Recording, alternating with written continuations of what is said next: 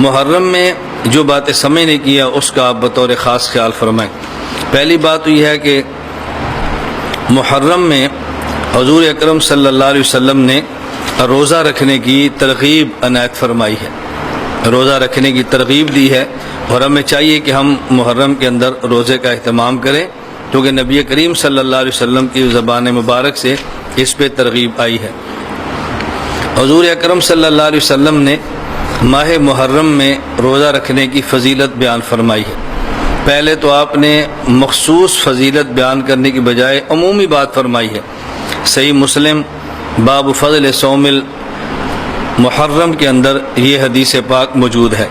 نبی کریم صلی اللہ علیہ وسلم فرمایا افضل الصیام بعد شہر رمضان صیام شہر اللہ المحرم، رمضان المبارک کے روزوں کے بعد سب سے زیادہ اجر و ثواب والا روزہ یہ محرم کے مہینے کا روزہ ہے۔ اور عجیب بات یہ ہے کہ محرم کے مہینے کو نبی کریم صلی اللہ علیہ وسلم فرمایا شہر اللہ، اللہ کا مہینہ جو کہ حرمت والا ہے، اس کی خاص نسبت اللہ رب العزت کی طرف فرمائی ہے۔ معلوم ہوا کہ اس محرم کے مہینے کا احترام نسبتاً آدمی کو زیادہ کرنا چاہیے۔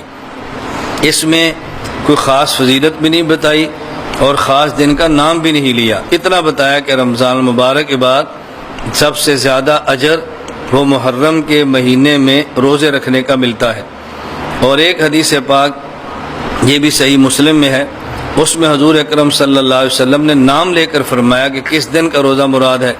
فرمایا سیام یوم عاشوراء احتسب علی اللہ ان یکفر السنۃ التی قبلہ، کہ جو انسان 10ویں محرم کا روزہ رکھے، اللہ کے پیغمبر فرماتے ہیں کہ مجھے انشاءاللہ اللہ کی ذات پر امید ہے کہ اس کے گزشتہ ایک سال کے اللہ گناہ معاف فرما دیں گے۔ تو ایک دن کے روزے پر ایک سال کے گناہ معاف ہونا یہ کتنی بڑی فضیلت کی بات ہے۔ تو بہت بڑی محرومی کی بات ہے کہ آدمی 10ویں محرم کا روزہ نہ رکھے، اس لیے 10ویں محرم کا روزہ رکھنا سنت ہے اور رکھنا چاہیے۔ ہاں البتہ آج کل ہم رسول اللہ صلی اللہ علیہ وسلم ارشادات کی روشنی میں عوام الناس اور خواص سے گزارش کرتے ہیں کہ ایک دن کا روزہ اور رکھ لیں، 9 محرم کا یا 11 کا اضافہ فرما لیں۔ اور یہ اضافہ بھی کیوں؟ اس لیے کہ حضور اکرم صلی اللہ علیہ وسلم نے فرمایا، مکہ مکرمہ سے مدینہ منورہ تشریف لائے، رسول اللہ صلی اللہ علیہ وسلم نے 10 محرم کے روزے کی جب بات کی ہے تو مدینہ منورہ میں انصار نے آپ کی خدمت میں عرض کیا کہ ہمارے ہاں یہودی 10 محرم کا روزہ رکھتے ہیں، اس لیے کہ بنی اسرائیل کو جو فرعون سے نجات ملی تھی وہ 10 محرم کا دن تھا، تو یہ اس نعمت کے شکرانے کے طور پہ 10 محرم کا روزہ رکھتے ہیں۔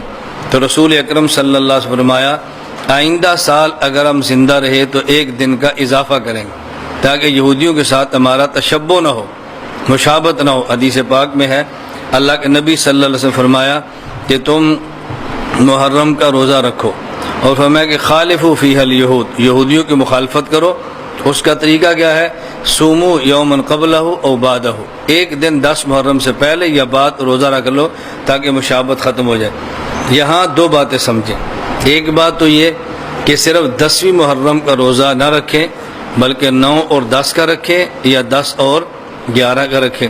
اور دوسری بات جو بڑی اہم ہے ہمارے لیے وہ یہ ہے کہ اللہ کے نبی صلی اللہ علیہ وسلم نے عبادات میں بھی کفار سے مشابہت اختیار کرنے کو منع فرمایا ہے۔ عبادات میں بھی کفار کی مشابہت سے اپنے آپ کو بچائیں۔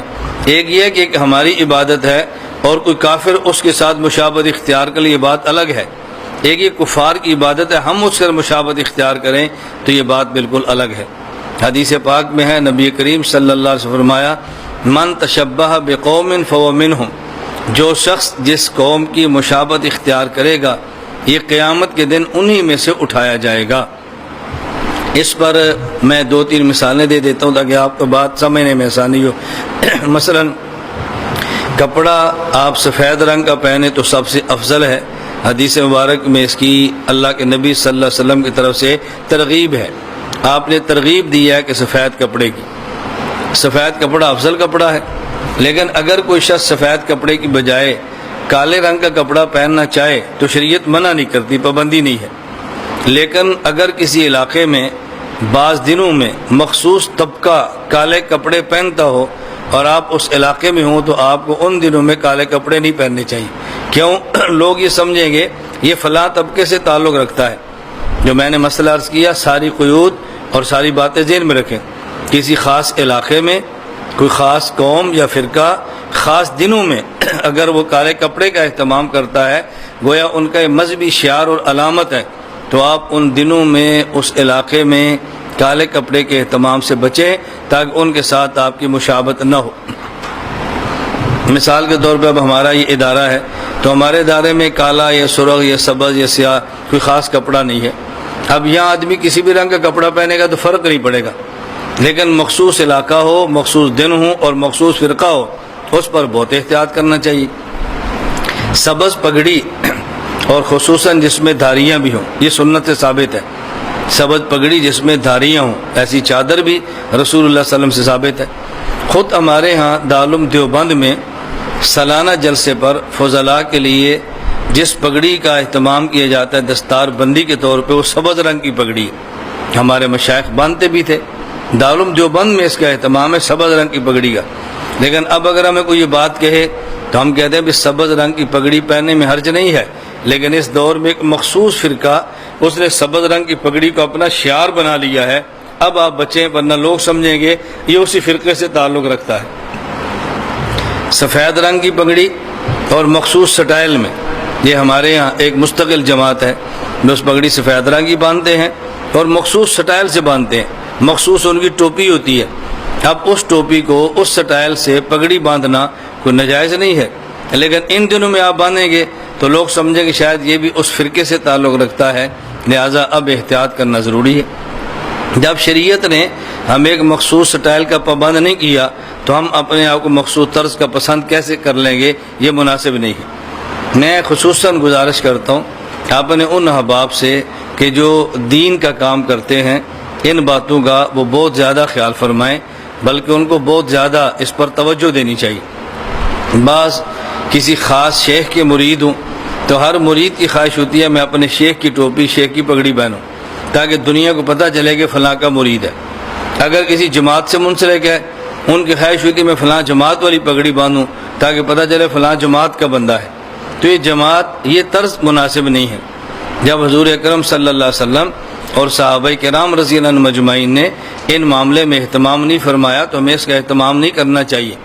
ہمارے آپ دیکھ رہے ہیں، طلباء کو دیکھ لیں، ہمارا اپنا ہے، کبھی پگڑی باندھتے ہیں، کبھی ٹوپی پہنی ہوتی ہے، کبھی خانقاہی ٹوپی ہوتی ہے، کبھی دوسری ٹوپی ہوتی ہے، صرف اس وجہ سے کہ کسی کے ذہن میں یہ بیٹھ نہ جائے. یہ اس دور میں آپ محسوس نہ فرمائیں. ایک بہت بڑا یعنی طرز عمل ہمارے یہاں یہ مستقل چلتا ہے کہ ہر شخص کی خواہش ہوتی ہے بھی میری پگڑی، میری ٹوپی اور میرا لباس ہو. وہ کسی ملک میں پتہ چلتا ہے جی فلاں جماعت سے ہے، فلاں کا مرید ہے، فلاں سے اس کا تعلق ہے، تو اس سے لوگ خوش ہوتے ہیں، فلاں کے بڑے تعلق والے بہت ہیں. اللہ رب العزت کا بے حد کرم اور فضل ہے کہ یہ پاکستان میں نہیں پوری دنیا میں ہم سے منسلک مریدین کا بہت بڑا حلقہ ہے. اور بہت بڑا حلقہ نظر کیوں نہیں آتا؟ میں ان کو مخصوص پگڑی اور مخصوص ٹوپی میں نہیں رکھتا. مخصوص ٹوپی پگڑی میں رکھیں تو آپ کو ہمارے علاقے میں نظر آئے گا کتنے لوگ ایسے جو ہمارے مرید ہیں، کتنے لوگ ایسے جن کا ہم سے تعلق ہے. اللہ رب العزت ہمیں یہ بات سمجھنے کی توفیق عطا فرمائے. تو حدیث پاک میں ہے من تشبہ بقوم فہو منہم، جو جس قوم سے مشابہت اختیار کرے گا انہی میں سے ہوگا. لیکن اس حدیث مبارک کو ہر کسی پر فٹ نہ کیا کریں، بہت احتیاط کیا کریں. یہ میں اس لیے بات کہتا بھی غالباً 3 دن یا 4 دن قبل کی بات ہے. ایک شخص نے مجھے فون کیا اور فون کر کے پوچھا کہ مولانا صاحب کرکٹ کھیلنا کیسا ہے. میں نے کہا بھی پوری بات پوچھو. بس اوقات اس بحث کے پیچھے ایک بحث چل رہی ہوتی ہے اور ہمارے فتوے کو آڑ بنا کے آپس میں لڑائی شروع کر دیتے ہیں. اس لیے ہم مجمل اور مبہم بات پہ فتویٰ نہیں دیتے.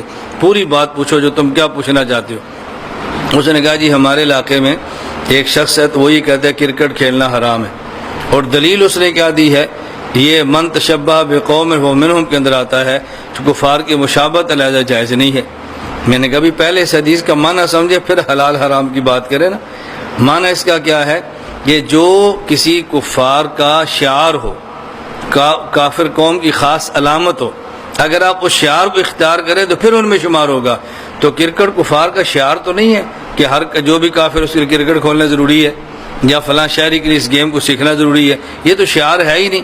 اس لیے آپ وقت کے اعتبار سے دیکھیں، اگر کرکٹ کھیلنے میں آپ کی نماز ضائع ہوتی ہے تو پھر کرکٹ کا کیا قصور ہے؟ ہاکی بھی حرام ہے، فٹ بال بھی حرام ہے، والی بال بھی حرام ہے اگر اس سے نماز ضائع ہو رہی ہے، اگر اس کی وجہ سے روزہ آپ کا ضائع ہو رہا ہے، اس کی وجہ سے عبادات متاثر ہو رہی ہیں تو حرام ہے۔ اس میں اکیلے کرکٹ کا قصور نہیں ہے، ساری کھیلیں اس میں داخل ہیں۔ اور اگر حقوق العباد بھی ضائع نہ ہوں اور حقوق اللہ بھی ضائع نہ ہوں تو پھر کسی بھی کھیل کا کھیلنا جائز ہے، اس میں حرج کی کوئی بات نہیں ہے۔ تو اپنی طرف سے نہ تو تنگ نظری پیدا کیا کریں اور نہ ہی اپنی طرف سے وسعت پیدا کیا کریں، جتنی شریعت وسعت دے اسے قبول فرما لیں اور جتنی تنگی رکھے اسے قبول فرما لیں۔ کیونکہ ہمارے ہاں دو قسم کے ذہن چلتے ہیں، ایک ہمارے ہاں ذہن یہ ہے کہ شریعت میں تکلیف نہیں ہے، شریعت میں حرج نہیں ہے، شریعت میں آسانیاں ہیں، تو اتنا آسانیوں کا دروازہ کھول دے ہیں کہ شریعت کا حریہ بگڑ جاتا ہے۔ اور بعض لوگ اتنی تنگی کرتے ہیں کہ نہیں جی ہم پابند ہیں اور فلاں مسئلہ شریعت کا یوں ہے، فلاں یوں ہے، فلاں یوں ہے، وہ اتنی پابندی کرتے ہیں کہ اس سے نکلنا مشکل ہو جاتا ہے۔ تو میں اس لیے گزارش کرتا ہوں کہ شریعت پر عمل کرنا آسان ہے، مشکل نہیں ہے، یہ ہے شریعت کے آسان ہونے کا معنی۔ جب ہم کہتے ہیں شریعت آسان ہے تو اس کا معنی کیا ہے کہ شریعت پر عمل کرنا آسان ہے۔ اس کا معنی یہ نہیں ہے کہ شریعت کے حکام واقعتاً بہت آسان ہیں، مشکل ہے تبھی تو اس پر جنت ہے، مشکل ہے تبھی تو مجاہدہ ہے، مشکل ہے تبھی تو اس کے اوپر اللہ قبر کے عذاب سے بچاتے ہیں۔ اور اگر عمل کرنا اس میں کوئی شک نہیں آسان ہے، لیکن ابتدائی طور پہ تھوڑی دقت ہوتی ہے، تکلیف ہوتی ہے، آدمی کا جب مزاج بن جاتا ہے تو پھر شریعت پہ عمل کرنا مشکل نہیں رہتا۔ اس کا ہم بطور خاص خیال کریں تو میں نے عرض کیا، نمبر 1 محرم کے مہینے میں 9، 10 یا 10 اور 11 کو عبادت، روزہ رکھنا عبادت ہے۔ دوسری بات میں نے عرض کی ہے ان دنوں میں مخصوص لباس پہننا، یہ مسئلہ ذہن میں رکھیں۔ اللہ